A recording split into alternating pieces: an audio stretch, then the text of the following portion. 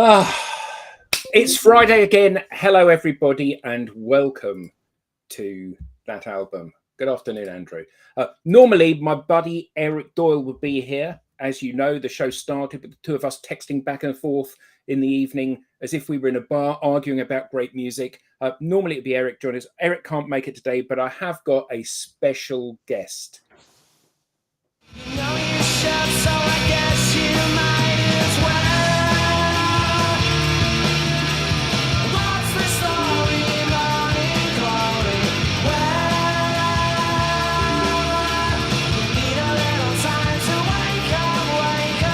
Well, You all right, mate? Oh, mate, that is priceless.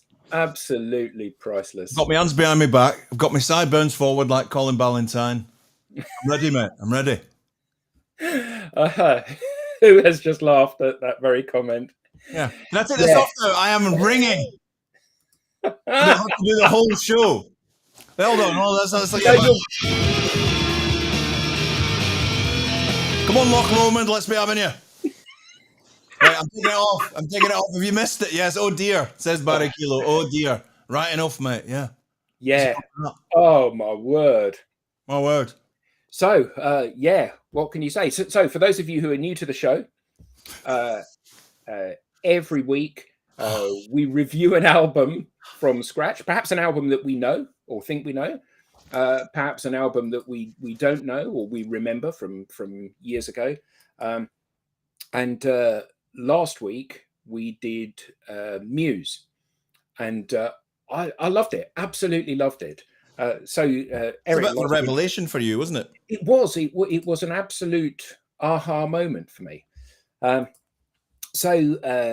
We did Muse, and at the end of it, I surprised everybody by suggesting that we do this album. What's the Story, Morning Glory by Oasis? Because for about a year, you've been whenever you've been saying bleating on about disparaging comments about it's Sarah. Oh my God, she's upstairs. Yeah, exactly.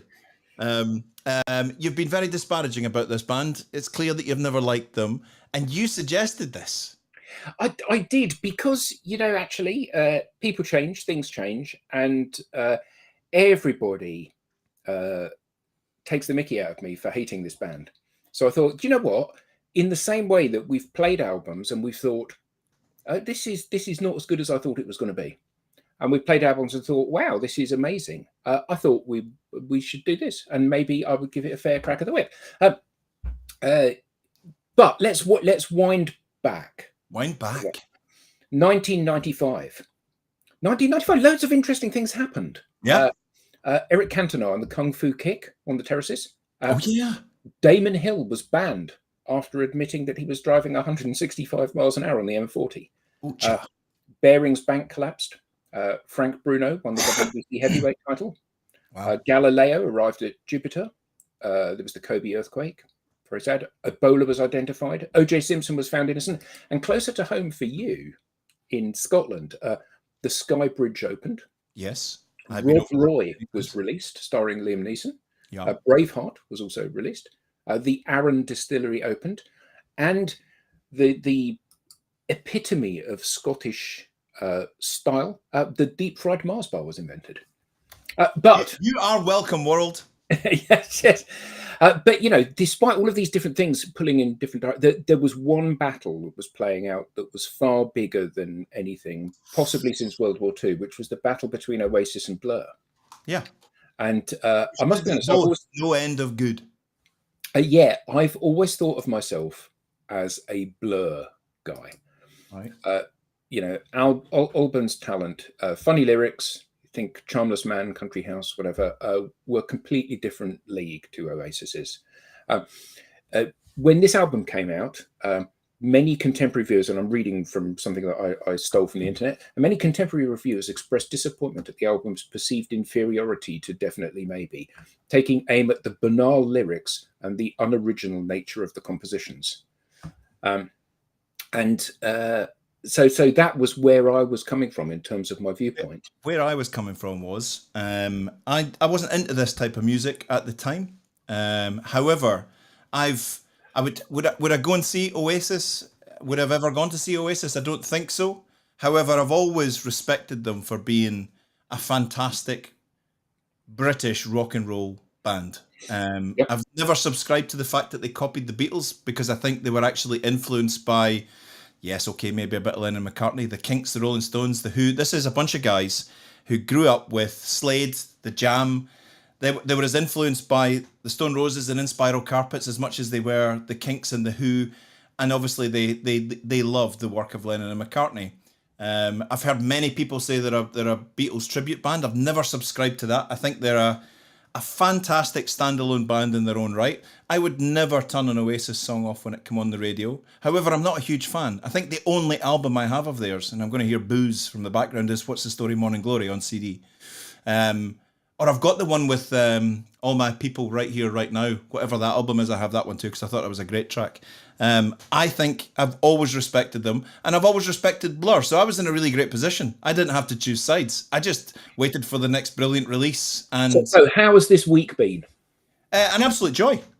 An absolute joy for me. It's been a massive thumbs up. They are, for me, a defining rock and roll. Without Oasis, the 20th century British rock and roll output would have been sadly bereft. They are fantastic. They are great at what they do. They're extremely entertaining, and they appeal to, I like the fact that on this album, your granny can tap her foot to, what's that Wonderwall one, son? I like that. And then the boys can get right into it with, some might say. I don't remember a time in my life where I haven't had my arms around a bunch of guys or a bunch of people in a bar singing a song from this album at way too late in the morning. For me, this is a joy. This is a fantastic collection of music. Pretty epic for me. How's it been for you? Well, has it inspired me to write a sonnet or two? No. However, I have really enjoyed this week. I have really enjoyed this album. Oh my God! Yeah, it's one of, you're right, one of the defining albums of that era, and I've loved every moment of it. And I've worked out why. So we've done our normal getting under the skin of things, and I've worked out exactly why I have hated this band for so long. And it's not Oasis that I've hated. Right. It's Liam Gallagher. It's Liam Gallagher that I've hated. So from Wikipedia, Noel Gallagher, born 29th of May 1967, an English singer, songwriter and musician. He was the chief songwriter, lead guitarist and co-lead vocalist on the rock band Oasis until they split in 2009. After leaving Oasis, he formed Noel Gallagher's High Flying Birds. He is one of the most successful songwriters in British music history, as the writer of 8 UK #1 singles and co-writer of a further 1 #1, and the sole primary writer of 10 UK #1 studio albums. He is widely considered one of the most influential songwriters in the history of British rock music, cited by numerous major subsequent artists as an influence. Mm-hmm. Liam Gallagher sings. I don't think that. Yeah, okay. All right. Poorly. But the as his own brother said recently on an interview, there was an interview with Noel Gallagher, and the guy said, "Look, I've got to ask you. I'm so sorry, but I've got to ask you." And there was a kind of respect between the two of them. He said, "Do you think you'll ever get back together?" And he said, "If we get back together, it's going to be a circus. It's going to be an absolute circus. It's going to be a joke, and it's going to be like just up and down." And he said, "The bottom line is, I make more money now from Oasis than I ever did. So does he. And our careers have gone off in different trajectories. What I do with the High Flying Birds is very successful." And he said, "You've got to remember, Liam is the headline act at Nebworth. All right, he's just a singer, but he's also a songwriter, and he's got a very loyal following of people that love that." He has, but also remember that after the performance of Wonderwall at the Olympics closing ceremony, Noel said he referred to Liam's band BDI as Stratford's finest Oasis tribute band. Yeah. It's very difficult to listen to Liam's new stuff and not think that's just like an Oasis record. He's got a formula. He knows what he loves. He was being interviewed a couple of months back. I was watching it, and he said the producer said we should put saxophones on and trumpets, and I said, It's tilt guitars, lead guitar, rhythm guitar, bass guitar, drums. Now shut up and produce. We're not putting stuff on it. He still stands the same way as he stood back in their first single, performing on Top of the Pops, with his leg cocked out, his hands behind his back, and his head up singing in. His reasoning for that was, I've got a formula. No one can ever back and go, look at that idiot jumping about on the stage. It's what I do. And lots of people appreciate it. I mean, Did you see this comment from Russell? the power of, what was that? The power of social happened last week after last Friday's show. I bought tickets for Muse in Glasgow next year. Oh my goodness, Russell. Isn't that fantastic? Crikey. I didn't know they were in Glasgow next year. I'm going to try and get tickets. That's terrific news. So, back to the matter at hand. What's the Story Morning Glory is the second album by Oasis, released on the 2nd of October 1995 on Creation Records. This is a little bit of a humble brag, this year got to interview the founder and owner of Creation Records. I got a call from Kenny Dooley. The journalist from Glasgow's pulled out, will you come and interview and do a Q&A with Alan McGee? The guy, brackets, the guy that signed Oasis in King Tut's Wawa Hut that night. Because there was, and I'll tell you this is awesome, right? I've got to share this with you. Yeah, go for it. He said, so we had loads of fans in, Oasis fans, Primal Scream fans, there was all sorts of fans there, right, from different bands. And we took questions, some of them I had written down, you know, we've got Jerry from Stonehaven who's got a question for you, Alan. Hi Jerry, you know when that producer you used for that Primal Scream up? And it was brilliant. And then someone stood up and said, how much money did you make from Oasis, Alan? And he said, okay, fair question, I'm quite an honest guy. I'll let you do the maths. We sold CDs for 11 quid. By the time we'd paid all the bills, we were left with £6.50. I took 20%. The band got the rest. We sold 25 million albums. Nice. Cha-ching. A ka-ching, everybody went. There was actually a, ooh. I bet there was. We sold 25 million albums. And someone said, that night at King Tut's, when these scallies from Manchester arrived and said, we're supposed to be playing tonight. And the guy said, you're not on the list. And he said there was a big argument in the office. And I said to the owner of King Tut's, this is Alan speaking, just let them play. Let them play 2 songs. They'll be happy. And he said, someone said, was it the 2 songs that you realised you should sign Oasis? Because they were unsigned at that time.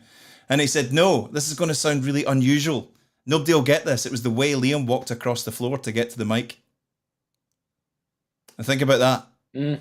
25 million albums sold just because the swagger this guy had. He thought, oh, there's something here. And then they played and he's like, they're all right. They're okay. We can do something with this. And they went on to create the wonderful thing that is Oasis. He showed confidence in them. Fantastic. So it was produced by Owen Morris and the group's guitarist, Noel Gallagher, guitarist, singer, songwriter. They got a bit of a pounding because the structure and arrangement was very different to Definitely Maybe in 1994, a year before. Gallagher's compositions were more focused on balladry and emphasis on huge choruses. He said that he wanted to hear these songs sung and chanted on the terraces, and I think he got that dream come true. The album yielded 4 major hit singles. Some might say Don't Look Back in Anger, Roll With It, and Wonderwall. Wonderwall peaked at number 2 and later spent a lengthy 30 consecutive weeks in the charts. They cracked America with this album. They got onto the Billboard. They were actually looked upon as being an alternative band. When actually over here, there's nothing alternative. They're not in that sort of gothy circles at all. At the 1996 Brit Awards, the album won Best British Album. Over several months in 95 and 96, the band supported the album with an extensive world tour. Question to the audience, because I was speaking to the very good Colin Ballantyne about this today. Was anyone at Loch Lomond? There's a question. Yeah, it's massive, right? They produced it they recorded it at Rockfield Studios in Wales with Owen Morris and Noel Gallagher. This album's actually quite unusual technically. This album exploited the rules on loudness and started a loudness war. Do you know about this? No. A piece of tech had come out that producers hadn't really got their head round, and Owen Morris said, I'm going to use it.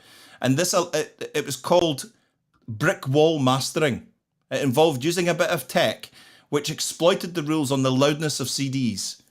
When this came out, it was -8 dBFS. Most albums that were coming out were exactly on zero. It was that much louder and caused major controversy because people were saying you're breaking all the rules on broadcasting and all of that. And they said, shut up, because it was done digitally. It's okay. It's a loophole. So actually, if you play this album compared to another album that was out in the same year, this album's much more bristly, much more vibrant and louder. And it started court cases to get albums to become less loud. So it was a kind of it was groundbreaking and controversial for many reasons. Wow. There you go. We don't just play music on the show. It's like education. No, it is. It's like being back in school again. Shall we crack on, or have you got any more facts? No, not at all. Let's go straight in there with hello. Straight in there with the hello. We get a wee bit of Wonderwall at the start, which is quite confusing, but it's lovely all the same. It says in the blurb about this, Wonderwall playing extremely quietly. This stops once the guitar noise comes in. Guitar noise. Exactly, the guitar noise. I like it. So this song's about a girl that, as time passes, she doesn't really care about the singer. Doesn't really care about her anymore. He said it was written towards the end of the Definitely Maybe sessions, and he said, I looked at Liam and said everything's changed now. So when they say, unfortunately, they use some lyrics from a Gary Glitter song. Unfortunate choice, but they never knew that. And this is Hello.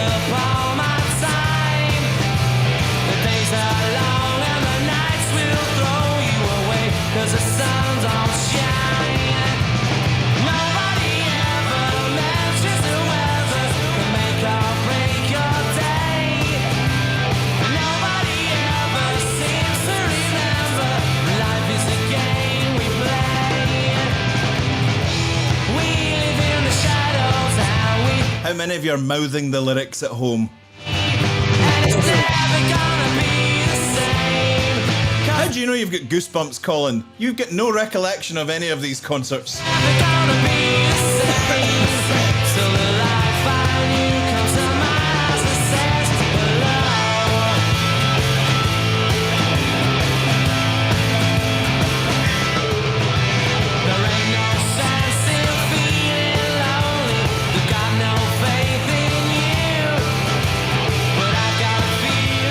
I'll just flip to the end when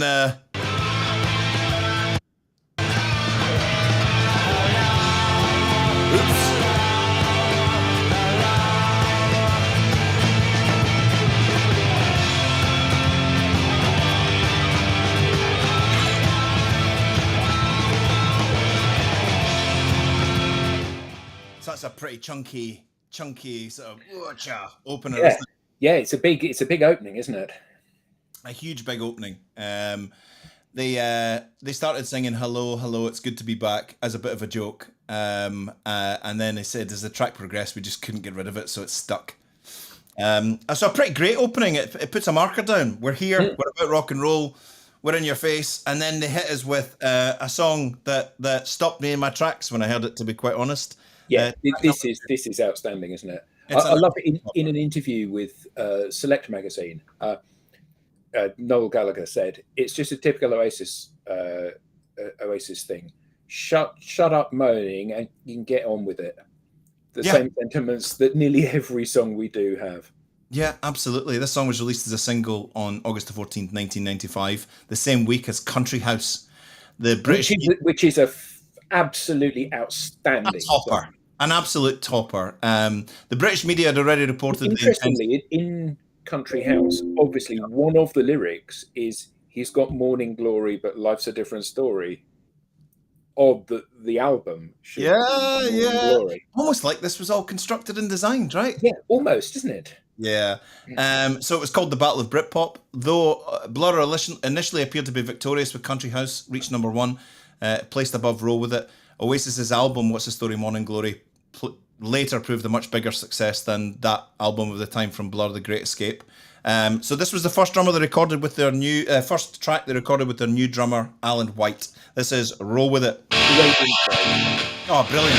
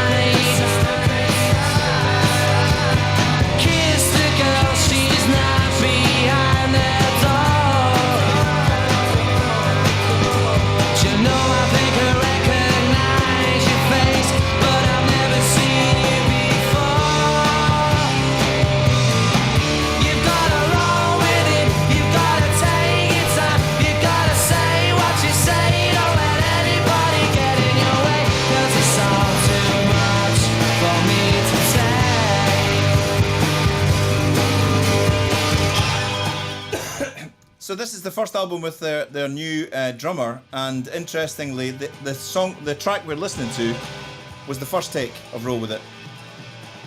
Right. And Noel said, we don't need to mess with this anymore. Good job, everyone. We're going with that. Yeah, it's another great song, isn't it? And that song, I think, more than anything else on this album, transports me back to being this age. You know, although I was not an avid Oasis listener, it was again one of those things, like so many albums that we've looked at, where it didn't matter whether you were or not, you were not going to get away from hearing this, were you? I know, absolutely not. The third track is epic, absolutely epic. Some media outlets reported that it was about Meg Matthews and his relationship with Meg. Later on, he said the meaning of that song was taken away by the media, who jumped on the fact that it was about my missus.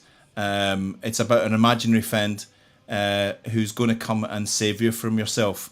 And I don't remember a time in this period where you went in anywhere and didn't hear these opening guitar chords. Yep. I was just going to say, so the concept of Wonderwall, and this is really interesting, is based on the 60s film called Wonderwall, from psychedelia to surrealism, starring Jane Birkin. She lives next door to a man who becomes fascinated with her. He slowly makes holes in the wall so he can watch her through it.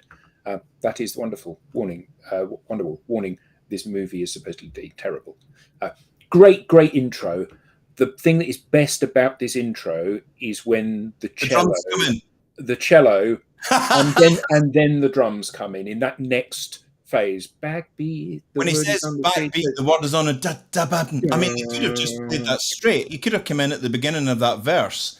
But there's that little delay. I mean, for me, that little drum thing is perfect, and the cello as well.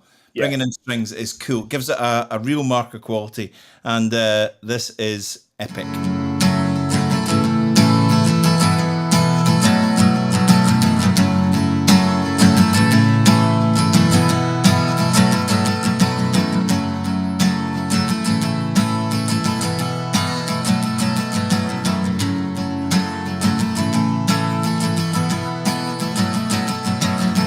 Today is gonna be the day that they're gonna throw it back to you. By now you should have somehow realized what you gotta do. I don't believe that anybody feels the way I do about you now.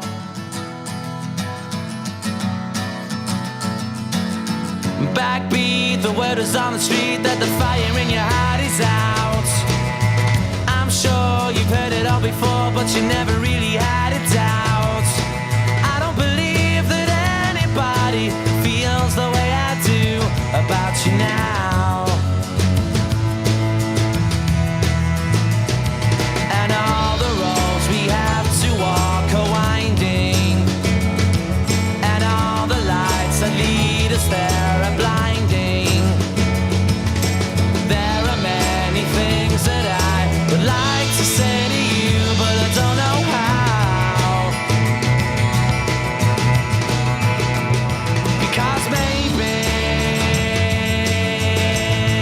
you're gonna be the one that saves me. And after all, you're my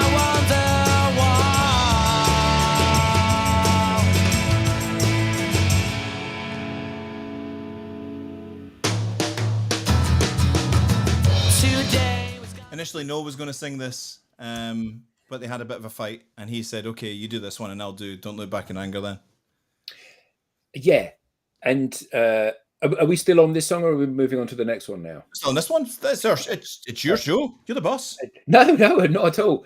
Yeah, so that is a really interesting thing, isn't it? Where it was those two songs, and they were both kind of wanting to do those songs, and interesting that Liam took this song, because I don't think that suits his voice at all, because his voice is when he's hanging on to long notes, flat. Yeah. And his voice is just his fingers on a fingernails on a blackboard to me. It's just really nasally, a little bit flat. It just can be a little bit whiny. I think in the verse section he's perfect, but when he's holding on to a note, it can be a bit, because he doesn't do any vibrato, he doesn't do any vocal tricks. You get the note until it's finished. Doesn't or can't? Probably can't, because he's like a lot of famous, wealthy, fantastic bands in the world that don't have great singers. Bono is not a great singer. He makes a great noise. Liam Gallagher makes a great noise, and it's perfect. He makes a noise. He makes a noise. I know you're not going to be swung on Liam Gallagher as a good singer, but he makes a noise. And going on to the next song, Don't Look Back in Anger. So I put on the notes here, my question would be, Liam Gallagher, what is the point? Because Noel is so much better a singer. Yeah, but it's what Alan McGee said. It's the swagger. It's Oasis was more than just a studio album. It's a face you'd never tire of punching, isn't it? For some people love him. Some people love this boy. Absolutely love him. Noel wrote the line, "Stand up beside the fireplace, take that look from off your face," because when he was a kid, his mother used to make him stand next to the fireplace and have photos taken, and he always looked grumpy in the photos. She told him to take that look off your face. But then the next line, "You ain't ever gonna burn my heart out." It's like, what are you talking about? What do you mean? It's just like, let's not get into lyrics. Let's not open the lyrical can of worms. Or we'll start quoting "I Am the Walrus." Yeah. Cuckoo.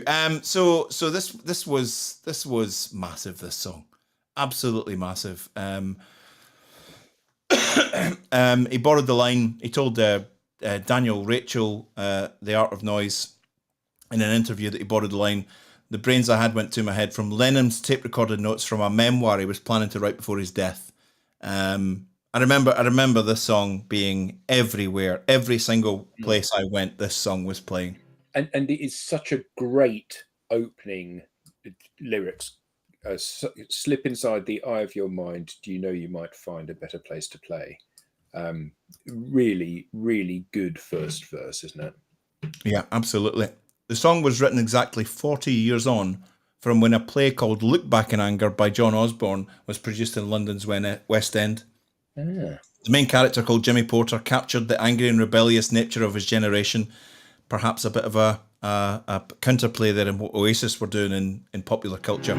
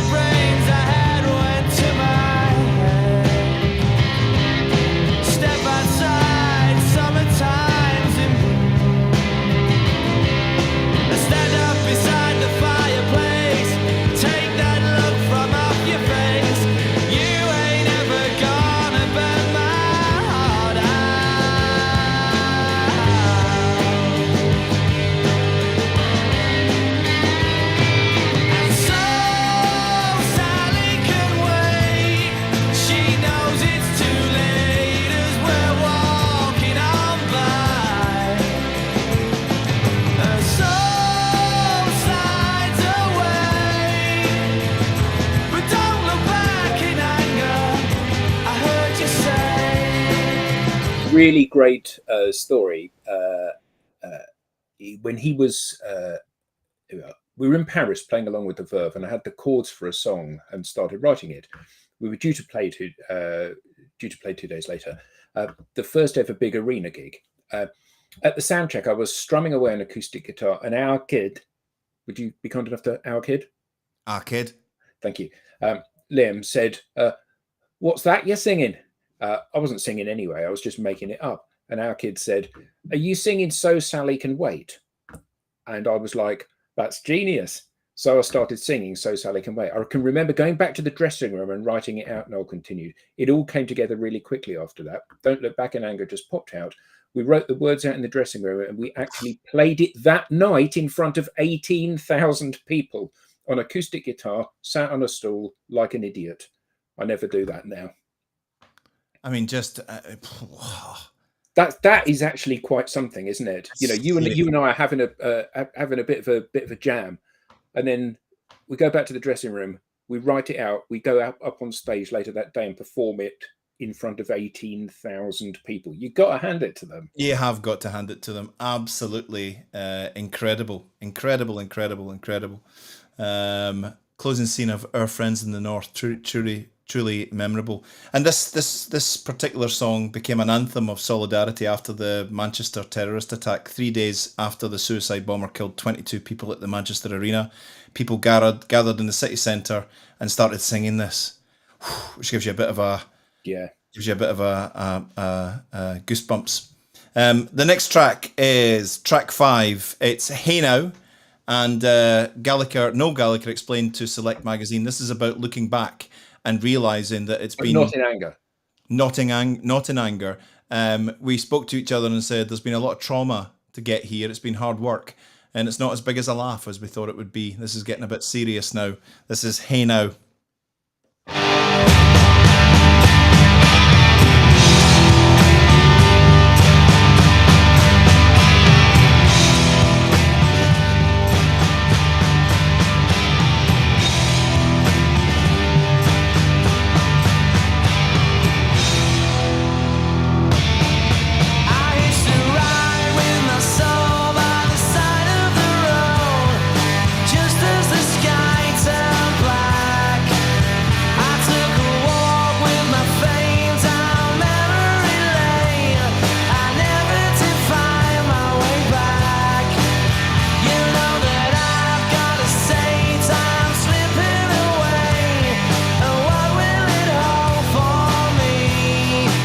Voice is brilliant here. I think on this song it is brilliant. Yeah, it's right. terrific. It fits. It does. You're standing ignoring me.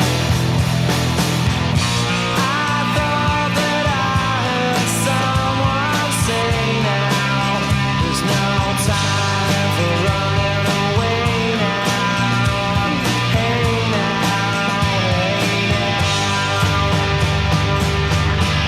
feel no shame. 'Cause time's no change. Feel no shame.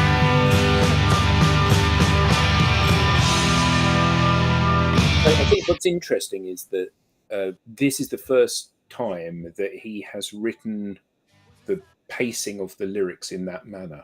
Yeah. So that they're almost contra to the beat and the melody of the song. And he hasn't used that technique before in this album, has he? And did any of his stuff. I know, absolutely. So that's Hey Now, which sounds very like Oasis, right? Living inside of my skin. Such an Oasis song. And as it fell from the sky. The next song's a little interlude. They were having a bit of a mess about. They had Paul Weller in the studio doing his little bit on Champagne Supernova, and they had a little bit of a jam. And this was their little jam, just to get warmed up, to get their fingers moving. He said, we called it the jam. It was called the jam because Paul Weller helped us play on it, and we thought it was quite funny that Paul Weller plays the jam. And once Paul Weller left, they chopped it up. They made it into 2 little interludes for the album. This is the first one, just a little bit of a musical. It splits the album right in the middle, and this is Swamp Song, version 1.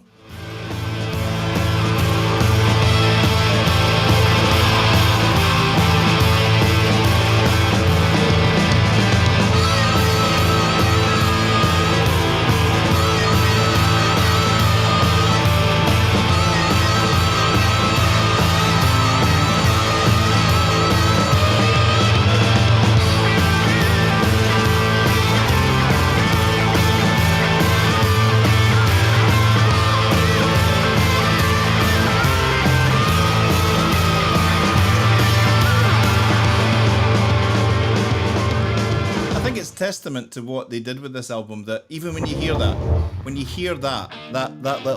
little start there, you expect Liam Gallagher to sing. Yeah. It's so Oasis. You expect the walk on. Is that the walk on music? I had another question for those that have seen them live on Don't Look Back in Anger. What does Liam do when Noel's singing? Does he stay on and get the old tambourine going, or does he walk off in indignance? Yeah, he probably walks off looking miserable because he's a spoilt little brat, isn't he? So yeah, I'm interested because I've never seen them live. What happens when Don't Look Back in Anger's happening? Does Liam hang about and do something, or does he nip out the back and have a smoke? Whatever he might do, or nick a couple of cars, maybe. Oh no! He goes and sulks. Yeah, that I do believe. So the next one. Yeah, their first UK number one, wasn't it? First UK number one. Big song for them. Big song around the time. I remember it being turned into football chants. Alan McGee wanted to release the single as a double A side with Acquiesce. However, Noel disagreed with him and stood firm. So despite becoming a concert, I find it difficult to believe that the Gallagher brothers would understand the word acquiesce myself. Oh, come on. Noel does. Noel does, yeah. Noel does, yeah, absolutely. Acqui what? Acqui what? Noel explained it to Liam later. Okay. The producer Owen Morris recalled the recording of this song. We demoed, some might say, in Maison Rouge in France 6 months or so before. The version we did there was slow and heavy and dark, really quite cool in a kind of Rolling Stones way. Then we turned up in the local studios in Wales and spent the day doing a lot of good versions faster than the demo. I edited all the bits together in the backing track, and then Noel wakes the band in the middle of the night and insists they get out of bed and re-record it like his remix. They did it in one take. So interesting. This is the last track, isn't it, to feature Tony McCarroll, the drummer from the early days. And it says in my notes, when tensions arose between the percussionist and the Gallagher brothers, he was asked to leave the band. Yeah. I can imagine that there were some tensions. No, allegedly it went like this. Hold on, I've got it. I say, old chap, we seem to have some musical differences. Be a good chap and leave, will you? That's how it went. I bet it did. That's how it went. That's how the negotiations went. There's no twatting people with chairs or anything going on. No, nothing like that. This is high and mighty. This is powerful. This is, some might say, very status quo. The intro. Very status quo, yeah.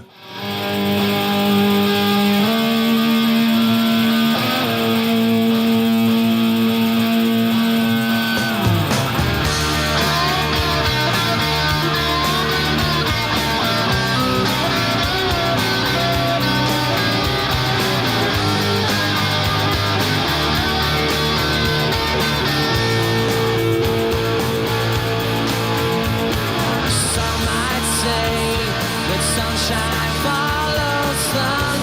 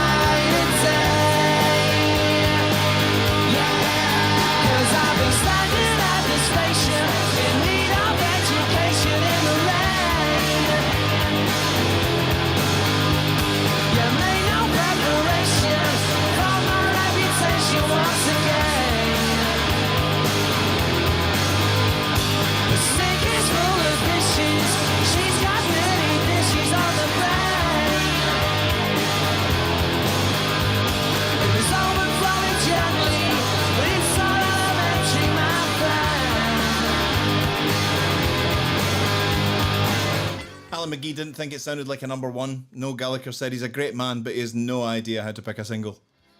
And he was right. And he was right. The way that it's not as polished as normally you would expect of a studio album is actually part of the charm of this song, isn't it? Yeah, it's rougher. Yeah, absolutely. It's a bit more spiky, a bit more prickly. Yeah, absolutely fantastic. Yeah, superb. A really quick one. I was watching an interview with Josh Homme recently, a big hero of mine, and him and guitarist from Queens of the Stone Age are sitting there, and the interviewer was having a bit of fun and put up flashcards with words on them and just got them to say the first thing that came to their mind. And they were doing this, and it was like food, and there was like, they said their thing, alcohol, and he's like tequila and whatever. And the next one was Liam Gallagher, and he said, "I'm going to stop this for a little while. I need to tell you a story," in his very Las Vegas accent. And he said I was at a party once in LA, and I walked into the party, got a drink, and we were doing our thing, and I noticed there was this really loud guy in the corner, and I realised it was the guy from Oasis, the singer. And he said, and he came over to us and he went, all right, you're that Queens of the Stone Age, aren't you? And he said, yeah, I'm Josh. Good to meet you, man. Good to meet you. How's things? And he goes, listen, we should collaborate. We should do like a collaboration because we're the biggest band in the world and you guys are all right. Josh went, yeah, we should definitely do that. We're the biggest band in the world and you guys are all right too.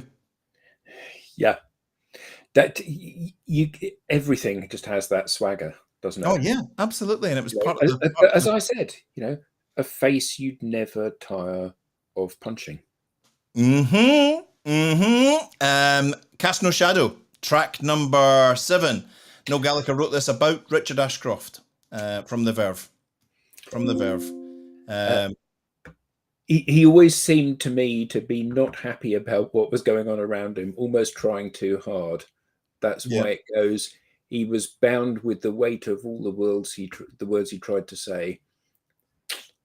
Yeah, Richard is a deep character, and Noel wrote this about his friend. So this is Cast No Shadow.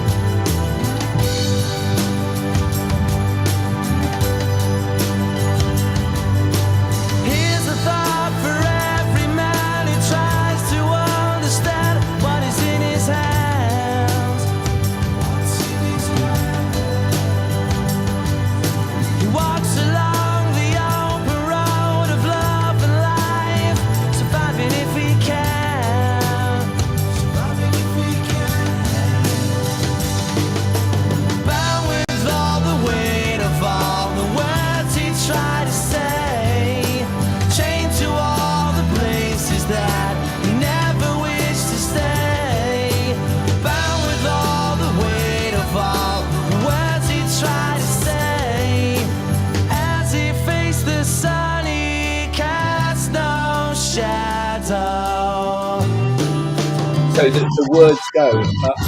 I played him the song and he nearly started crying. Gallagher's talking about when he played this to Richard Ashcroft. I was like, come on, hold yourself together, son. Easy now. Easy now. Come on, man up. It's just a song. I can actually hear Richard Ashcroft singing this.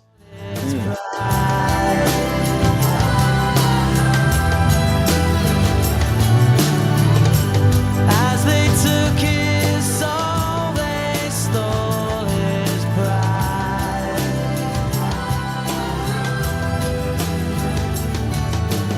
As he faced the sun, he cast no shadow. Ashcroft had befriended Noel's brother Liam, which triggered the comment. Liam triggered a bit of a Twitter fight. And Liam defended Ashcroft on Twitter by telling his brother that Richard Ashcroft pees all over you. Indeed. But Ashcroft also was accused by Gallagher, Noel Gallagher, listed him as one of the stars that use an army of songwriters. Ah, really? Apparently, well, that's what he says. Very, very good. Okay, track number 9 is a big one. It's about a boy who's got a girlfriend and he used to go out with her sister and he fancies her mother, doesn't go on with her brother. Oh, that same old story that we've all been there. Yeah, exactly. Oh no, we haven't. Only if you live in that particular area. Yeah, absolutely. Then went out with their cousin and got her pregnant. Everybody thinks it was him, but it wasn't. This is She's Electric. Before you put it on, so I think this is a great song. Gallagher borrowed the chorus melody from what? I think it's a George Harrison track. Nope. Nope. It's a 1970s UK preschool program called You and Me. You and me, me and you. Of course. Yeah, absolutely. Of course he did. Yeah, and I read that. I read that in the. I didn't put that in the notes, but that's. I did see that. Yeah. Yeah, fantastic. And it can never be unheard now. It can never be unheard. So you'll be singing that with it now. 1970s UK preschool program. I love the story in here. I think the lyrics are hilarious.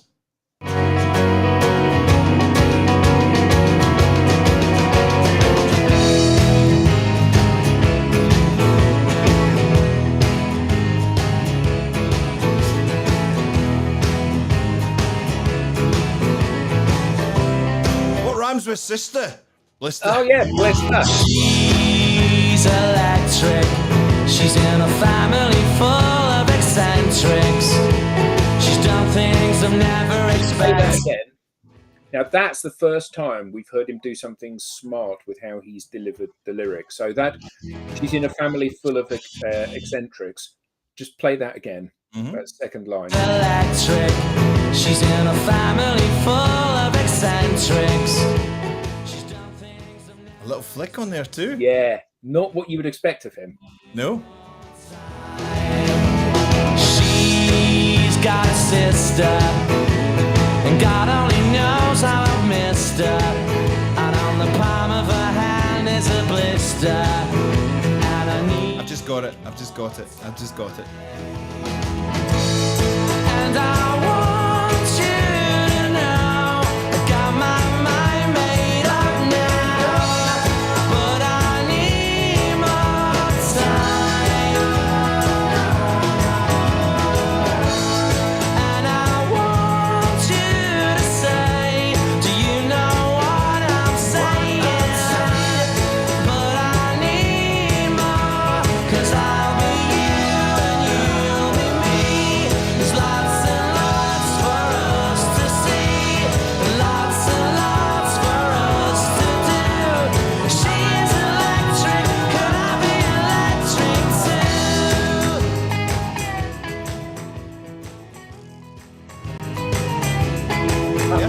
For a change.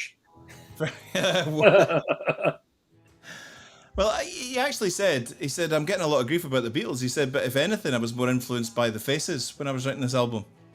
And you can kind of hear a bit of that. That is an exceptional song, though, isn't it? It's, this one? Yeah, absolutely brilliant. For me, this is pure, a nod of the forelock to the Kinks. Yeah, I think that this is one of those songs that it was one of those albums that sums up the period. You know, this was when Britain was great. Yeah. And I don't mean that in a kind of looking back in some poignant, sad sort of way. But, you know, we had Britpop. We had bands that were at the top of the game. We had Brit art, you know, Emin and Hurst and all of those people that were redefining art. We had the run up to the Olympic Games. You know, we had all of the pitching for the Olympic Games. You know, we had all of that kind of great nationalistic pride in the country, but not in a negative, racist, closed-minded nationalism. We were a global superpower. Mm-hmm. So where's it all gone wrong? Are you saying things have changed? No, I'm not saying that at all. Oh yeah, sorry. You can exchange the word superpower for laughing stock, can't you? Yeah. And in some degree, there is a brightness and a sparkliness to this. Just brimming with confidence, isn't it? Yeah, exactly what it is. Yeah, a celebration.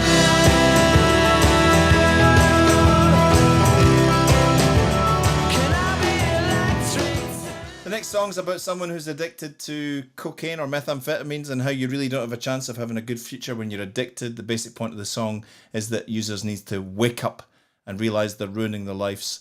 Gallagher said, all your dreams are made when you're chained to the mirror and the razor blade. Mirrors and razor blades are clearly used for chopping up cocaine and snorting and all that sort of stuff. He said the song was originally titled Blue. The lyrics were originally along the line of, and he says, I've still got them scored out. I live my life in blue. There's nothing anyone can do, which Noel describes to be effing awful. I live my life in blue. There's nothing anyone can do. It's all a load of poo. It's just, it all rhymes, doesn't it? Let's go out in the sunshine. I thought it, sound-wise, this was quite REM-like. Oh, come on. It's Orange Crush. Yeah, it's Orange Crush. It's absolutely got my spine, I've got my orange. You can actually sing Orange Crush along with it. Yeah, I will give that a try in a moment. Although there is Tomorrow Never Knows What It Doesn't Know Too Soon. It's a tribute to the Beatles song, Tomorrow Never Knows. Tomorrow Never Knows. Beautiful. This is a belter.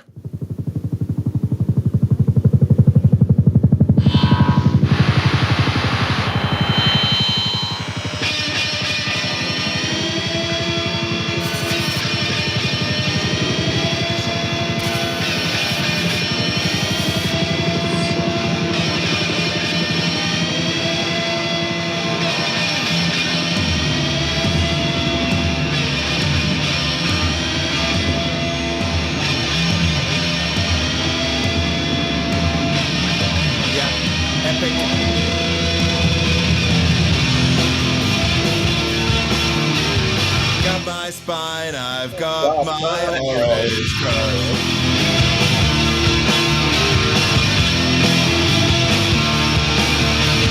All your dreams are made when you chain to the mirror and the razor blade. Today's the day that all the world will see. Another sunny afternoon, walking to the sound of my favorite tune. Tomorrow never knows what it doesn't know too soon. Need a little time to wake up. Need a little time to wake up, wake up. Need a little time to wake up. Need a little time to rest your mind. You know you should, so I guess you might as well. What's the story?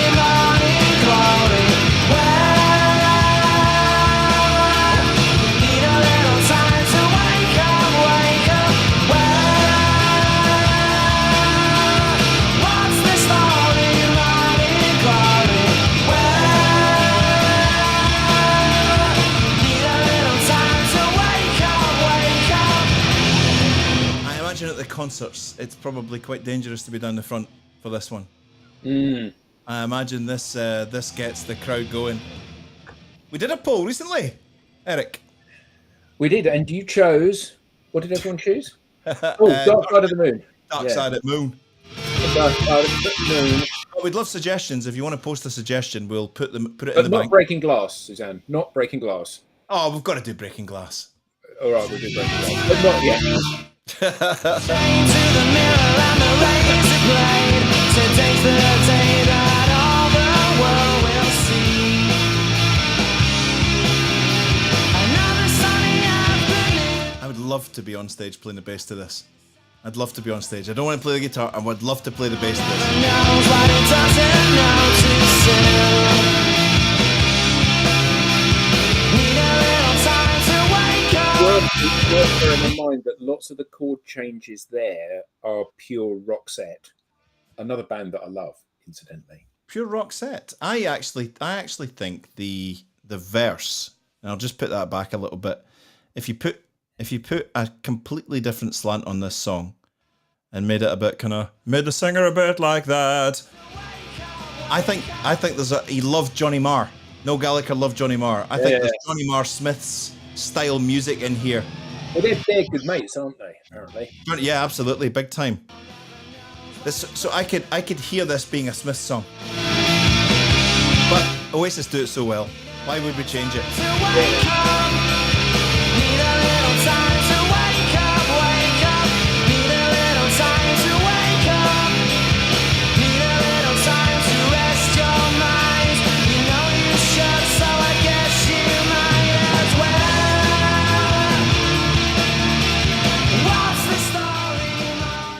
Fantastic. An absolute just fire everything. Fire everything. I'm loving this, mate. Absolutely loving this. And who thought I would be? I'll be buying a dog next. You are a changed man. If we go back and look at episode 1 of this, you were like, there are only 5 albums worth listening to in the world. Yes. And they were all made in the 1980s. Yes. War of the Worlds is one of them. War of the Worlds, yeah. There's Rumours, Prince, and that's it. We get the track 11. We get the second of the little filler. Yeah, I think we should.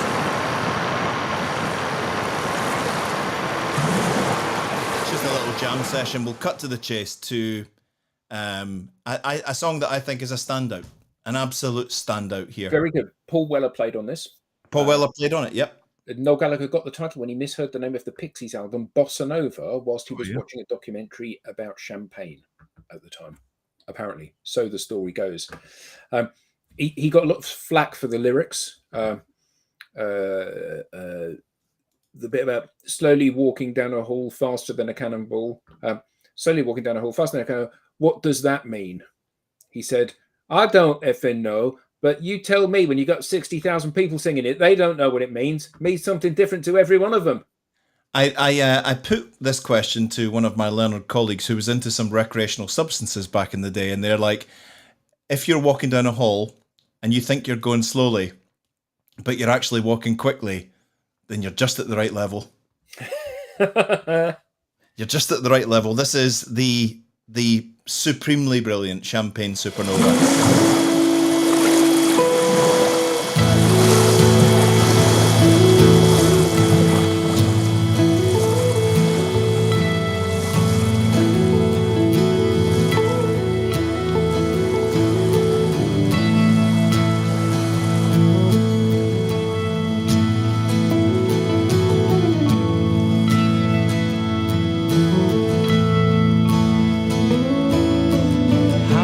Special people change. How many lives are living strange? Where were you while we were getting high? Slowly walking down the hall, faster than a cannonball. And that's from a Blur fan. Where were you while we were getting high? Someday you will find me caught beneath the landslide in a champagne supernova in the sky. Someday you will find me caught beneath the landslide in a champagne supernova, a champagne supernova in the sky.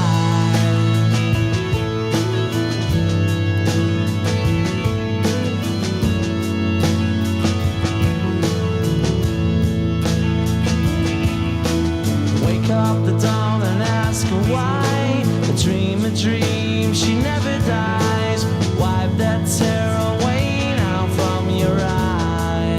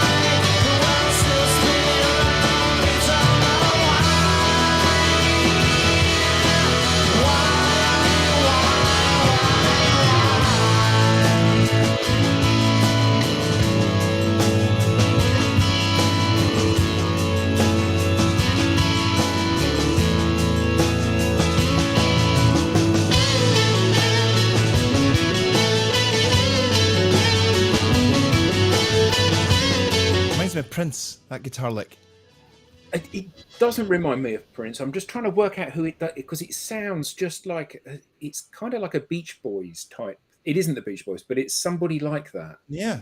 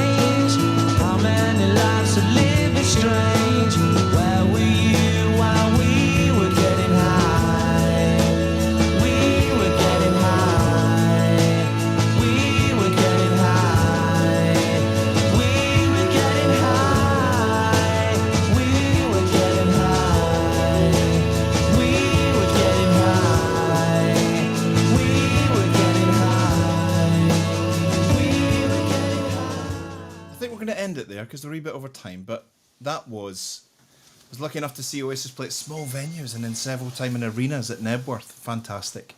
This has been a joy. It has been brilliant. I've so loved this show. So loved this week of doing this stuff, and we got a couple of weeks off, haven't we? Because you're got a couple of weeks off because I'm working, doing proper work for a change. We're doing proper work, so we're going to take a couple of weeks off, and that's fine. Take a couple of weeks break, and we'll come back. So I haven't got an album to suggest for now. Let's think about it while we're off. Maybe go out and canvass some opinion. Send us your suggestions. Yeah. That would be lovely. We've loved doing this. I mean, this is ridiculous that we get away with this, because this was just us arguing on Slack about this bass line's better. No, this bass line's better. Yeah, and we've done 48 of these now. 48 shows. 48 shows. Incredible. Quite incredible. Yeah, I'm chuffed to bits that you enjoyed it too. We'll come back with another album. It's not all about massive albums. It's just about something we should review and something we should check out. I was going to suggest... Oh, carry on. No, go on. Sorry. No, go on. You go for it. Yeah, well said, Andrew. All the best with your TED Talk, Eric. Thank you. I was going to say it's been a real education, hasn't it? You know, discovering things like this, which have been a joy for me, or rediscovering things like this. But also, it's been terribly sad in some cases. You know, those albums that we've loved so much that have been a dreadful disappointment. Yeah, absolutely. So the ups and the downs of music, and that's what it's all about. Thank you, Steve. Well, that's lovely. Thank you very much. So we'll be back in a couple of weeks' time. I think our next show will probably be. Let's just look at the calendar quickly. Our next show will probably be, and if Adam, if you want to crack on. If you want to crack on in the meantime and do a couple, mate, it wouldn't be the same without you, would it? Low rent reprobate standing. Hi, I'm Adam Gray. This is my new show. This album. This album, and it's I shall specialise in doing rock operas for the rock operas week. With my new friend Fred. Right, brilliant. Thank you, Eric. Thank you, everybody. Great show. Have a lovely weekend, everyone. And we'll see you again soon.